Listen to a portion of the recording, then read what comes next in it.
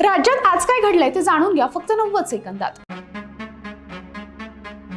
देवेंद्र फडणवीस ब्राह्मण आहेत म्हणून त्यांची कोंडी करण्याचा प्रयत्न केला गेला। गणेश नाईकांच्या वक्तव्याने खळबळ। राष्ट्रवादी काँग्रेसच्या बँक खात्यातून कुणीतरी घरभाडं आणि ब्युटी पार्लरचे पैसे दिले। अजितदादांना समजल्यावर संतापले। रोहित पवारांचा सनसनाटी आरोप।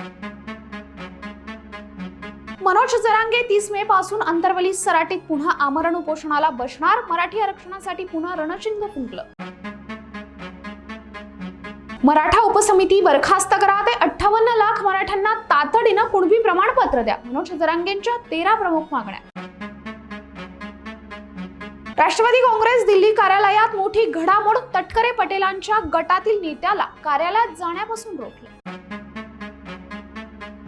प्रफुल्ल पटेल आणि शरद पवारांची सिल्वर ओकवर गुप्त भेट झाली। तटकरेंच्या आधीच ते येऊन बसले पण कुणाला सुगावाच लागला नाही। राजकीय वर्तुळात चर्चा।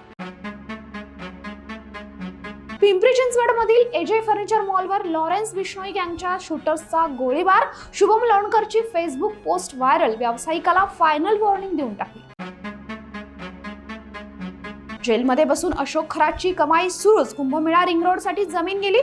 3 कोटींचा सरकारी मोबदला मिळणार। आणि अशाच महत्त्वपूर्ण माहितीसाठी बखर लाईव्हला सबस्क्राईब करा।